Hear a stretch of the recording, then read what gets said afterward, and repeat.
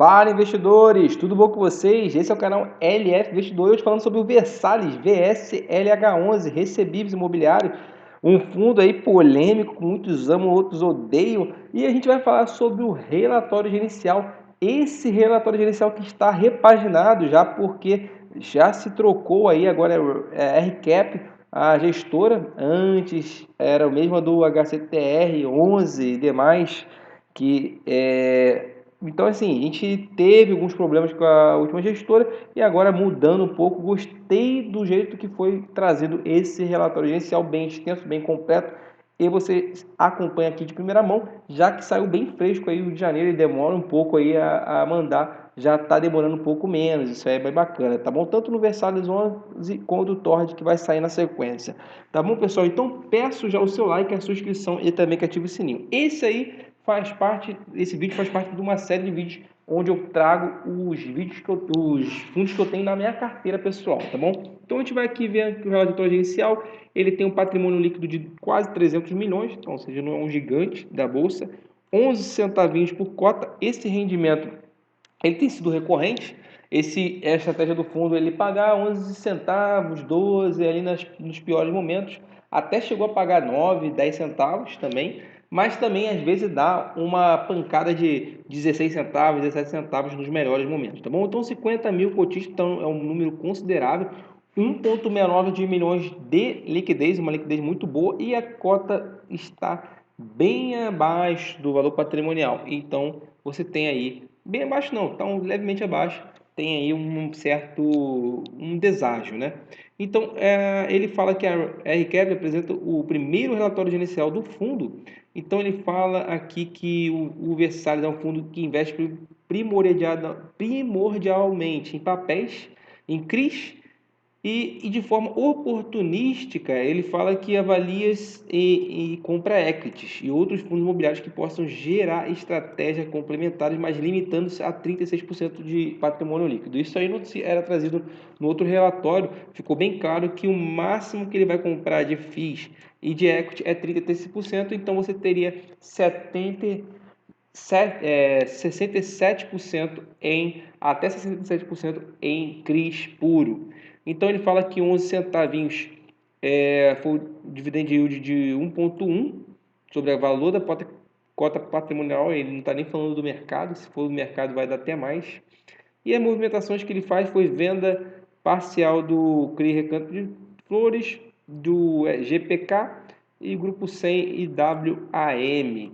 Mas ele também fala que a gestão alterou o procedimento de classificação de fundo de negociação secundária de CRIs. E por fim, ele fala aí que reserva de lucros acumulado foi de 10 milhões. Então é importante mencionar que a gestora está acompanhando de perto o movimento causado pela recente posicionamento da CVM. Então ele fala que teve lucro, então não daria problema com a CVM nessa situação. Desde julho você vai acompanhando aqui uma subida agressiva no total de receitas, onde se passava por 4 milhões e meio e agora já está chegando a quase 6 milhões. Em janeiro aqui de 2022 voltou para a faixa inferior de 3 milhões, então isso aqui poderia ser preocupante. Você tem um resultado de equity que já está paralisado já há bom tempo, não tem resultado de equity, mas tem um resultado de CRIs. Os CRIs a gente também deu uma diminuída. Então ele teve, justamente por esse roteiro aí de vender CRIs, isso aí uma hora ia estourar essa bomba. A gente vê aqui que já começa a diminuir a receita de CRIs. E resultado de FIIs não teve venda, outras receitas sim, teve um pouquinho ali. O fato é que o resultado operacional do fundo foi bem pequeno, foi 3 milhões e meio, e antes estava vindo uma sequência de 4 a 5 milhões. E a distribuição, você teve aí uma reserva de distribuição e reserva de lucros também. Então você teve distribuído bem próximo, né, ao valor anterior, por isso que deu esses 11 centavos, o anterior foi um pouquinho mais, deu 12 centavos, e reserva acumulada tá bacana, essa reserva está só aumentando, então você tem um dividend yield mensal de 1,1, mas isso no valor patrimonial, que corresponde a 11 centavos. Então você vê que ele, mesmo tendo um resultado pior, como ele tem uma reserva boa, você vê que possivelmente ele consegue pagar esses 11 centavos com certa tranquilidade, o que dá mais de 1%. Então já, para mim, nesse ponto, já confirma a tese, né? Que não vale a pena vender agora. Você tem um benchmark IPCA mais 4%, ele está metendo 14% nos últimos 12 meses. Então, bem bacana. Volume em linha. A gente vê aqui que por ativo ele tem a maioria em CRIs, Caixa e fundos imobiliários. Por setor, a maioria de hotelaria, tem um pouco de residencial e bem menos comércio e lazer. A gente vê uma faixa, uma concentração geográfica bem pulverizada e, por contraparte, a maioria aqui GPK, 20%, mas também tem uma certa pulverização. A alocação de crise PCA, média da curva, duration de 2,8, está acabando esse PCA aí grande, mas também o PCA tende daqui a 2 anos diminuir, então está bem bacana aí a estratégia.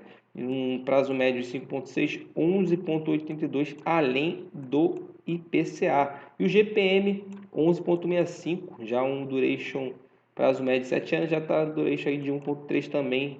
E a DI, a gente tem aqui 8,39, muito bacana, com um prazo bem adequado. A média ponderada de 11,7, 5,8 e duration 2,7. Então a gente vê aqui que a maioria aqui é IPCA.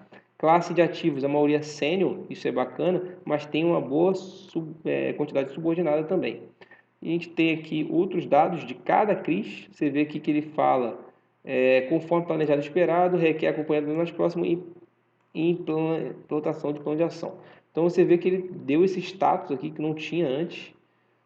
Quando está verdinho, quer dizer que está bem alinhado com a estratégia dele. O amarelo tem que acompanhar e o vermelho ainda falta plano de ação, ou seja, são quantidades menores. Aqui você vê a quantidade de FIIs que ele, né, de CRIs que ele tem, na verdade, né? E aqui alguma disclaimer final, tá bom? Ele vai explicando o que é cada tipo de nomenclatura. Quando a gente vê aqui, vê que tem um pequeno deságio de 4%, pagando um dividend yield bom mesmo assim com os piores momentos. A gente vê, é um fundo que tem certo risco. Você vê que a tendência dele é de baixa, isso aí é fato, mas a gente vê que por que você compra fundos com a tendência de baixa? Porque o fundo não é que nem ação. Então, assim, talvez se ele começar a pagar altos dividendos, daqui a pouco sobe isso aqui. Então a gente não tem como saber o fundo, qual que é o fundo do poço.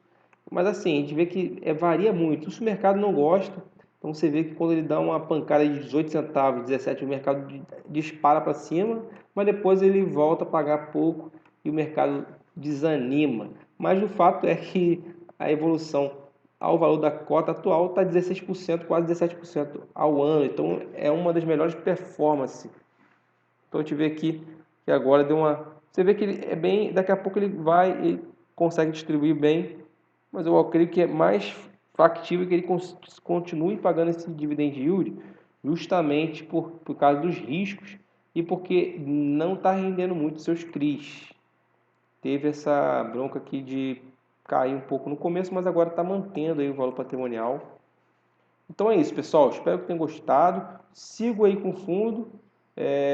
Deu uma diminuída na exposição, justamente que eu estava muito atrelado ao Versalhes e ao Tord. Deu uma diminuída nos dois, mas ainda são os maiores que eu tenho na minha carteira. Mas vamos ver com a nova gestora, de repente seja mais transparente, o mercado confia um pouco mais. O fato é que está carregando aí mais de 1% ao mês. Claro que tem um risco atrelado, mas a gente também tem um pouquinho de desconto. Muito obrigado pela sua atenção e bom investimento a todos e até a próxima.